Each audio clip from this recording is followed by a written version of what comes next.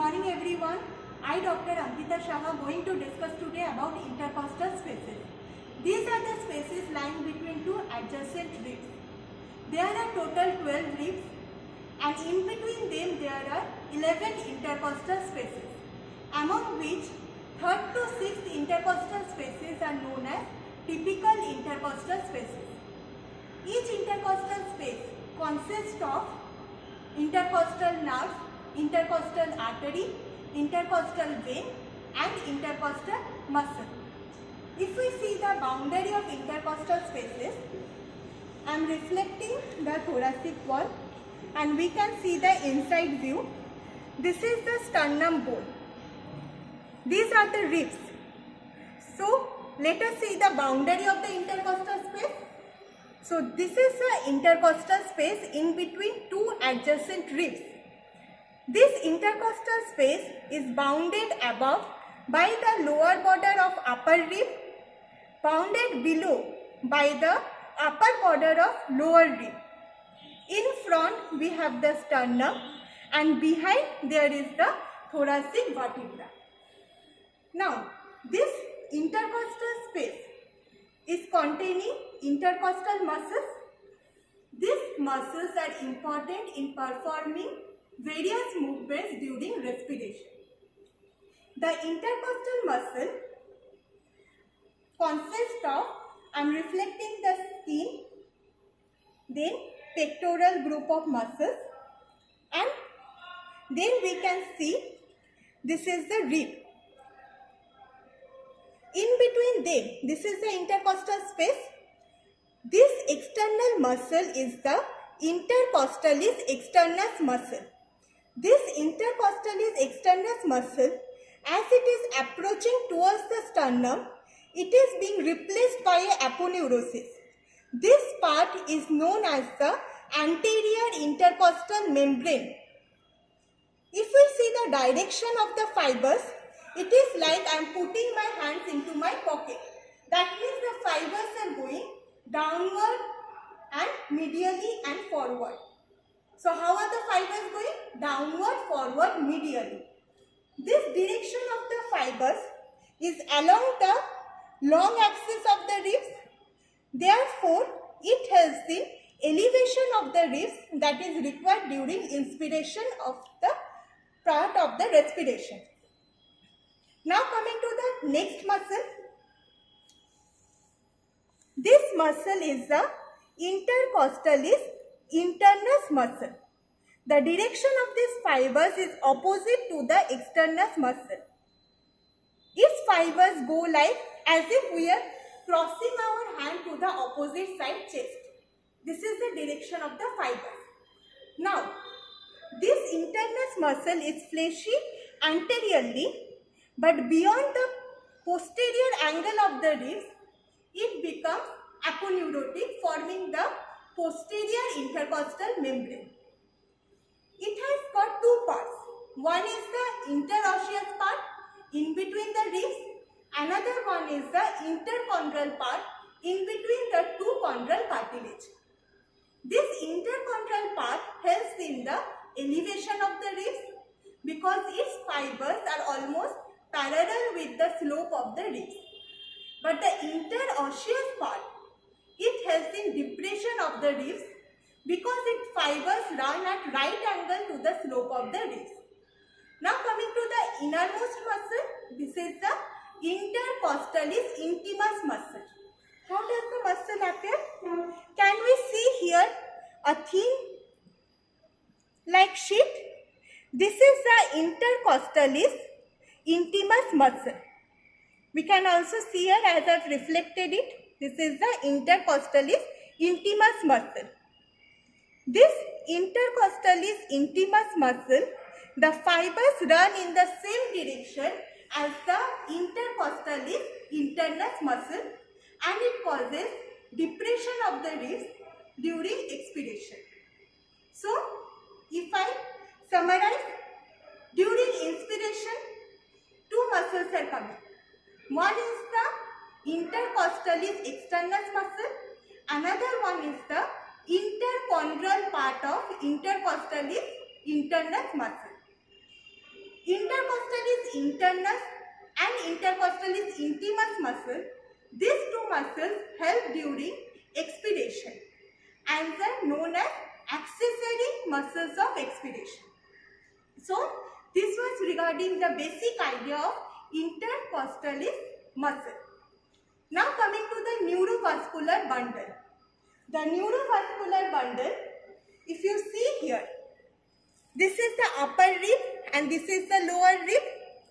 This external fibers, intercostalis externus. Then we have the intercostalis internus and this one is the intercostalis intimus muscle. In between intercostalis internus and intercostalis intimus muscle lies the neurovascular bundle.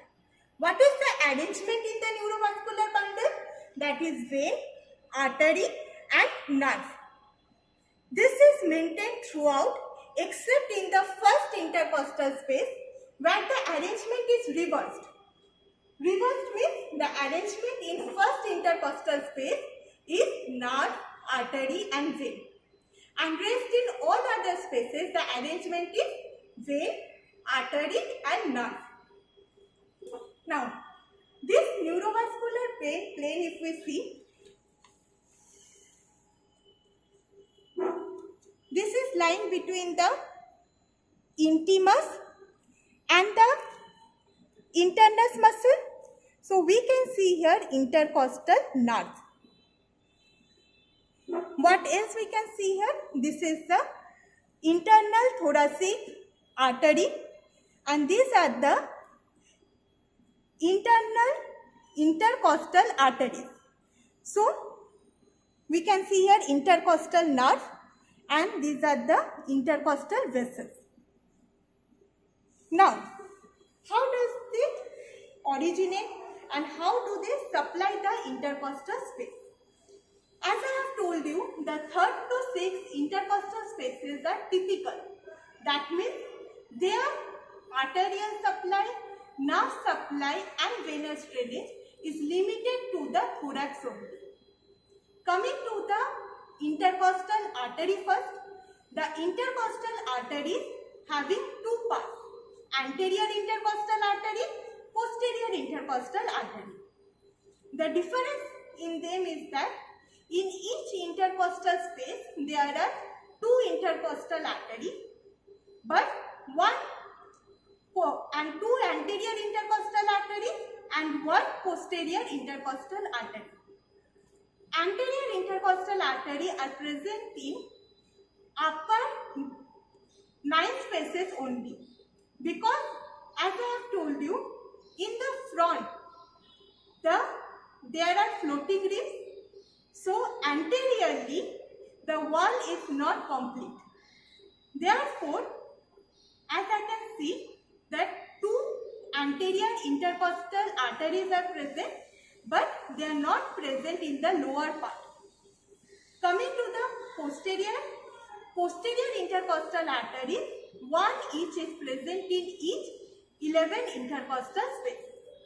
Coming to the anterior intercostal arteries, there are total 9 anterior intercostal arteries, among which the 1st to 6th intercostal arteries are derived from this internal thoracic artery.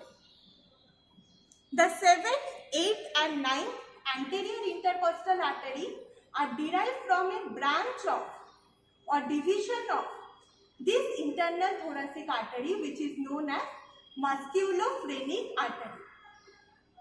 How are the posterior intercostal arteries derived?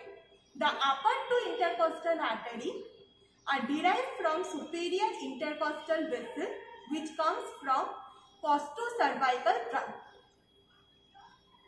Rest of the posterior intercostal arteries are direct branches of descending thoracic aorta. Coming to the intercostal veins, they correspond with the arteries.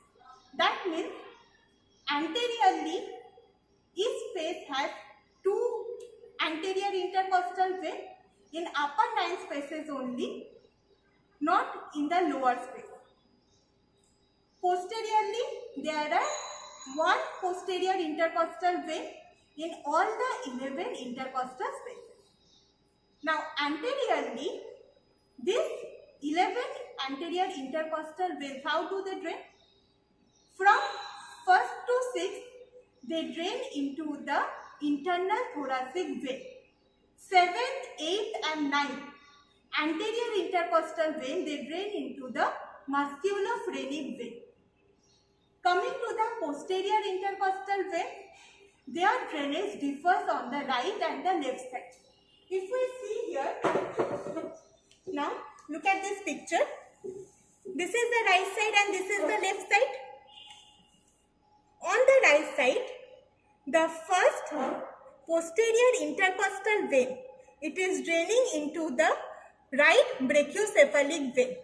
On the left side, the first posterior intercostal vein is draining into the left